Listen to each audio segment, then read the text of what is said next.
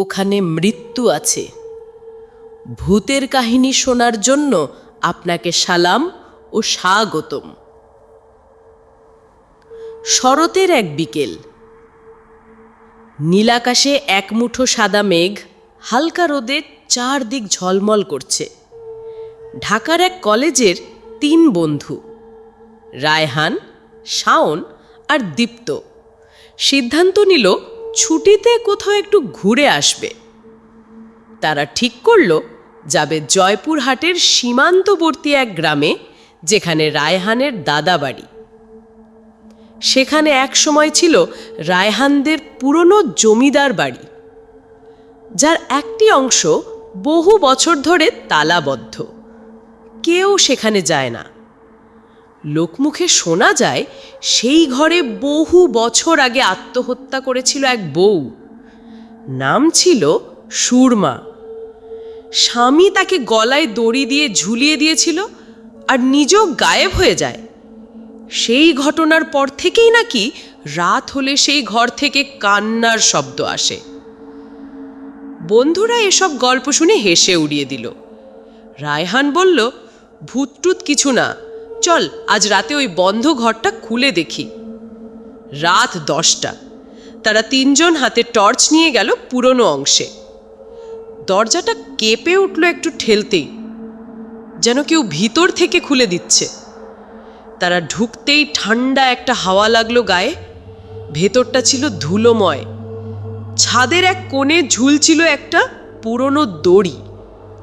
হঠাৎ শাওন ফিসফিস করে বলল, তোমরা শুনছো?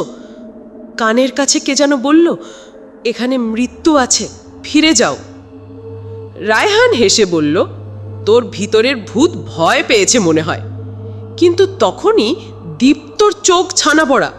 সে ঘরের এক কোণে তাকিয়ে বলে উঠল, ওই মেয়ে, ওই সাদা শাড়ির মেয়ে, মাথা নিচু করে দাঁড়িয়ে আছে। কেউ কিছু বুঝে ওঠার আগেই ঘর জুড়ে ছড়িয়ে পড়ল এক বীভৎস কান্নার শব্দ। বাতাস ভারী হয়ে উঠল, দরজা বন্ধ হয়ে গেল নিজে নিজেই। ঘরের এক পাশে লেখা হয়ে গেল রক্তের মতো লাল অক্ষরে, তোমরা কথা শুনলে না, এখন মৃত্যু ছাড়া মুক্তি নেই। এরপর কি হয়েছিল? 2 দিন পরে গ্রামের মানুষ খুঁজে পেল রায়হানদের। শাওনের দেহ পড়েছিল দড়ির নিচে, গলায় ফাঁস। দীপ্তকে পাওয়া গেল অজ্ঞান অবস্থায়, মুখে ফেনা, আর সে শুধু একটা কথাই বারবার বলছিল, ওখানে মৃত্যু আছে, ওখানে মৃত্যু আছে। রায়হানকে আর কখনো খুঁজে পাওয়া যায়নি। লোকেরা বলে আজও রাতে সেই বন্ধ ঘর থেকে কান্নার শব্দ ভেসে আসে। কেউ যদি সাহস করে ভিতরে ঢোকে, সে আর ফিরে আসে না। যাই হোক, আর একটা বাস্তব কাহিনী দাদার কাছ থেকে শুনেছি। ঢাকার একটি প্রাইভেট বিশ্ববিদ্যালয়ে পড়তো রায়হান, শাওন আর দীপ্ত। 3 জনেই ঘনিষ্ঠ বন্ধু। পড়াশুনোর চাপ আর শহরের একঘেয়েমি থেকে একটু মুক্তি পেতে ছুটির সময় কোথাও ঘুরে যাওয়ার সিদ্ধান্ত নেয় তারা। রায়হান প্রস্তাব দিল, চলো জয়পুরহাট যাই, আমার দাদার পুরনো জমিদার বাড়ি আছে ওখানে, বহু বছর ধরে বন্ধ পড়ে আছে, একদম সিনেমার মতো জায়গা, সাউন্ড আর লাইটিং ছাড়া সবই আছে। দীপ্ত বলল, পুরনো বাড়ি, ভূতের বাড়ি নাকি? শাওন হেসে বলল, তোর ভয় লাগে তো আগেই বলে রাখিস। সবাই হেসে ফেলল। ঠিক হলো পরের সপ্তাহেই তারা রওনা দেবে। জয়পুরহাট পৌঁছানোর পর গ্রামের পরিবেশ, মেঠো পথ, সবুজ মাঠ আর ঝিঝি পোকার শব্দে তারা মোহিত হয়ে যায়। রায়হানের জমিদার বাড়িটি একসময় ছিল দারুণ শৌখিন, এখন ধ্বংসপ্রায়। দোতলায় ওঠার সিঁড়ি ভাঙা, জানলার কাঁচ নেই, কাঠে পোকায় খাওয়া দাগ। তবে সবচেয়ে আশ্চর্যের বিষয় ছিল দোতলার একটা ঘর সম্পূর্ণ তালাবদ্ধ। গ্রামের লোকজন, এমনকি বাড়ির কেয়ারটেকার চাচাও বললেন, এই ঘর কেউ খুলে না বাবা, গত 30 বছর ধরে বন্ধ, কারো সাহস হয় না। রায়হান মুচকি হেসে বলল, ভূতের ভয়? আরে আমি এই ঘরে ছোটবেলায় খেলেছি। কিন্তু কেয়ারটেকার বললেন, আপনি যখন ছোট ছিলেন তখনই এক রাতের পর সব বদলে যায়। সেই রাতেই নাকি এক মহিলা আত্মহত্যা করে ওই ঘরে। তার স্বামী নাকি নিরুদ্দেশ হয়ে যায়। তারপর থেকেই। শাওন হঠাৎ বলল, তখন থেকে কেউ ঘরে ঢোকেনি? চাচা বললেন, 3 জন ঢুকেছিল একবার, কেউ আর ফিরে আসেনি। বন্ধুরা হেসে উড়িয়ে দিল সব। রাতেই ঠিক করলো তারা ওই ঘরে ঢুকবে। রাত 10:30, হালকা জ্যোৎস্না, পোকাদের শোঁ শোঁ শব্দ। তারা 3 জন মোমবাতি আর টর্চ লাইট নিয়ে উঠে গেল দোতলায়। দরজার তালা ছিল মরচে ধরা, একটু ঠেলতেই খুলে গেল। ঘরে ঢুকতে গা ছমছমে একটা অনুভূতি হলো সবার। দেওয়ালে ধুলো, এক কোণে পুরনো আয়না আর একটা কাঠের দোলনা চেয়ার। হঠাৎ দীপ্ত মোমবাতি জ্বালিয়ে আয়নার সামনে গেল আর দেখে পিছনে দাঁড়িয়ে আছে একটা সাদা শাড়ির মেয়ে। সে চিৎকার করতেই পেছনে তাকায়, কিন্তু কিছু নেই। শাওন হেসে বলল, হ্যালুসিনেশন রে, ভূত নাই, মগজেই ভূত। কিন্তু তখনই ঘরের জানলাগুলো ধপ ধপ করে বন্ধ হয়ে গেল। বাতাস থেমে গেল একদম। দোলনা চেয়ারটা আপনা আপনি দুলতে লাগলো। তারপর একটা কান্নার শব্দ শুরু হলো, নরম, ধীর, বিষণ্ণ, যেন কারোর অনেক দিনের জমে থাকা যন্ত্রণার বহিঃপ্রকাশ।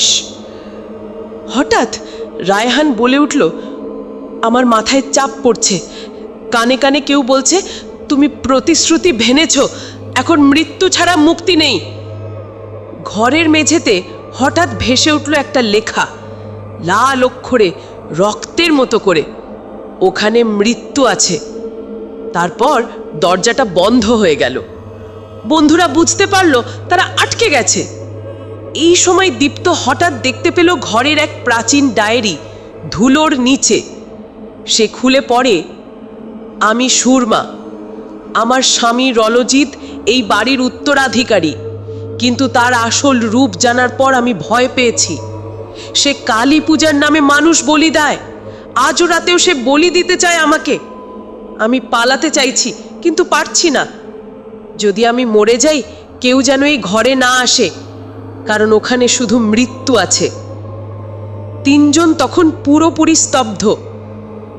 একটা সময় রায়হান নিঃশব্দে দরজার দিকে এগিয়ে যায়। তার চোখ ফাঁকা, হাঁটছে যেন ঘুমিয়ে। দীপ্ত আর শাওনটাকে ধরে রাখতে চায়, কিন্তু তখনই রায়হান তাদের ঠেলে ফেলে দিয়ে সোজা দড়ির নিচে দাঁড়ায়, যেখান থেকে বহু বছর আগে সুরমা আত্মহত্যা করেছিল।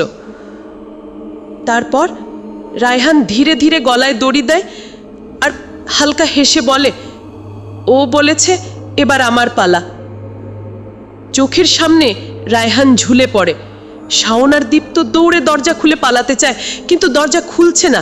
কান্না, হাসি, ঘড়ির কাঁটার মতো শব্দ, চিৎকার, চারপাশ অন্ধকার। 2 দিন পরে গ্রামের মানুষ বাড়ির সামনে কান্না শুনে পুলিশে খবর দেয়। ঘর খুলে পাওয়া যায় রায়হানের ঝুলন্ত দেহ। শাওন অচেতন, মুখে ফেনা। আর দীপ্ত ছিল ঘরের এক কোণে, গুটিসুটি মেরে বসে, গলায় নিজেই নখ দিয়ে আঁচড়ে কেটে লিখে চলেছে, ওখানে মৃত্যু আছে, ওখানে মৃত্যু আছে।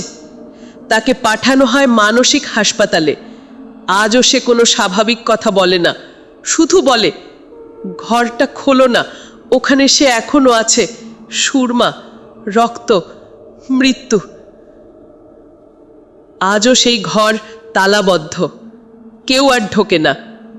কিন্তু কেউ যদি খুব সাহসী হয়, একবার গেলেই বোঝে ওখানে মৃত্যু আছে।